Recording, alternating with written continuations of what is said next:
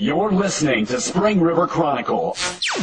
Audio on the go. First National Banking Company. Get checking that pays with Super Plus Checking at FNBC. Island hosts Science Fair. By Lauren Seeger. 10 school districts participated in the North Central Arkansas Educational Service Cooperative Science Fair hosted at the A.L. Hudson Gym in Highland. The Highland School District played host for the District Science Fair May 4th at the A.L. Hudson Memorial Center in Highland. According to North Central Arkansas Education Services Cooperative Science Specialist Gail Ross, the district fair is held for students grades 4 through 8. The science fair is district, and what that means is, in every school district within our 7 county areas that chooses may have a science fair of their own. Then, they will bring their top performing students to the district science fair, said Ross. A science fair is where a student takes an idea and hopefully designs the type of experiment so they can come to some type of conclusion and answer a question that they might have. Ross explained that students do this through collecting data, learning to take data and show it with tables and graphs, learning to analyze data and make conclusions, comparing it to what they thought would happen in the beginning and seeing if the original thoughts were indeed what the experimental data showed. Students are put into 3 categories. Students in 4th grade compete only against 4th graders, 5th and 6th graders compete against each other, and 7th and 8th graders compete together. An additional category was started this year for students in the 7th and 8th grade called multimedia, where students abide by the same rules traditional science projects require, but the presentation may be done using a form of electronics rather than on a board. They do their project the same way as everyone else, but instead of displaying it on a backboard, they display it on PowerPoint or any other type of presentation software that they choose to use, said Ross. We are allowing students to bring the science fair into the 21st century using skills that we hope eventually everyone will have. I'm hoping our multimedia group will grow and will expand from 7th and 8th to 5th and 6th, and eventually include from 8th to 4th grade, because students are having more and more hands-on technology now and learning at a younger age. Ross explained that Highland had volunteered to hold the science fair this year. In the past we have had it at UACCB, but we had some trouble scheduling at UACCB, said Ross. At that time Highland's teachers said, we have a brand new gym, we are very interested, let's host it here. So last year and this year Highland have requested that they host a fair.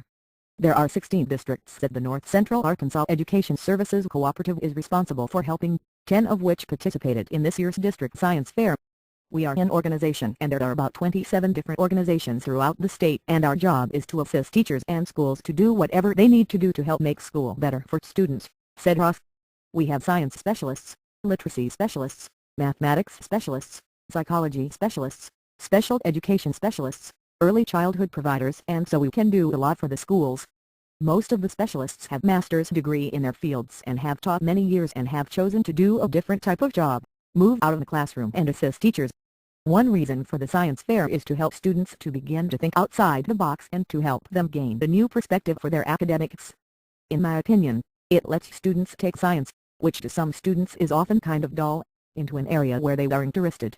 One in which they set the question, they decide how to test it, they collect the data and draw the conclusions to something that is interesting to them, said Ross. So it takes science out of the classroom and out of the textbook and puts it, in my opinion, where science should be. And that is the discovery of new knowledge for a particular student. For students in grades 4 through 8, the district science fair is as far as they are able to compete, generally speaking. Ross explained that the district and district fairs are an effort to get students prepared for larger competitions which they may enter in grade 9. We try to get them interested and working the protocol and teach them to ask the questions and how to design their own in the earlier grades, so when they grow to higher grades they can begin to ask deeper questions that take more work, said Ross. Once you get past the 8th grade, then you can go to a state-sponsored science fair. In order to get there, a student must first attend the state district, and then if they win first, second, third or overall, they would go to the state science fair. If they were to do well there, they would be allowed to enter the international science fair. Ross explained that the support from the Highland School District helped make all the difference for this year's science fair. Kudos to the Highland School District for all of their work, because without Kara McIntyre and the support of their administration in all 3 levels, elementary, middle and high schools, plus the district administration, we would not have such a successful science fair. The last 2 years have been fabulous, said Ross. Kara had gotten approximately 50 individuals to be judges, to assist with registration and to work at the tables where they tally all the scores. And without that number of volunteers this is an impossible task. Not every community would have that many people willing to give up a day with no pay. All they got was snacks for breakfast and pizza for lunch. They sacrificed their time for the community and for the kids, said Ross. This community has really picked up and just super supportive. We have had more support this year than we did last year. You're listening to Spring River Chronicle. Audio on the go. First National Banking Company. Get checking that pays with Super Plus Checking at FNBC. Accident ends tragically. The tragic accident claimed the life of one Cherokee Village man. By Lawrence Siebert. A Cherokee Village man died May 2nd, after a two-vehicle collision on Highway 62 over 412 near Arkansas Traveler Road.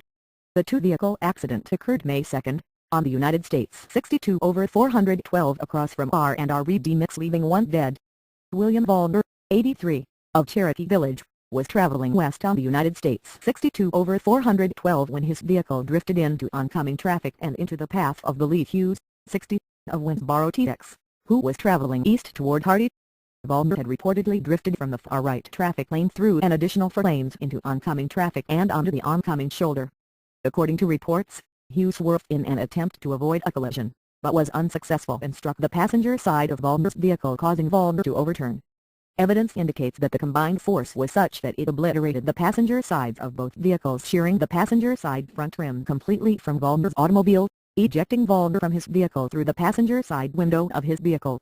Officers from the Hardy, Highland and Cherokee Village Police Departments, along with officers from the Sharp County Sheriff's Department, Cache Flat Fire Department and 4th District Constable Michael Araj were present to aid and prevent further incident during the cleanup. Sharp County Coroner Doug Wortham arrived and pronounced Valder dead at the scene. Wortham then proceeded to transport Valder to Heath Funeral Home in Highland Ark. The Spring River Ambulance Service arrived, bandaging Hughes and transporting him to the Fulton County Hospital in Salem for treatment, as he had suffered injuries to his right arm and had broken a bone in his hand. Reportedly, Valder had been in an accident within the previous weeks and was in poor health. According to Hughes' employer, ExxonMobil Corporation, his seat belt prevented him from sustaining major injuries. You're listening to Spring River Chronicle. Audio on the go. First National Banking Company. Get checking that pays with Super Plus Checking at FNBC. Fraud, pills and high speed led to felonies for 2 men. By Lawrence Siebert. After calling in a fraudulent prescription, which led to a high-speed police chase, 2 men from Northeast Ark were apprehended. 2 men were arrested May 1, after attempting to fraudulently purchase prescription drugs from a local pharmacy.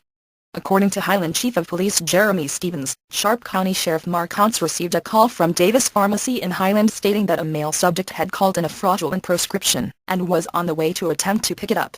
After the call, Chief Stevens, Sheriff Counts and Sharp County Sergeant Stan Haney proceeded to the pharmacy and waited for the suspects to arrive.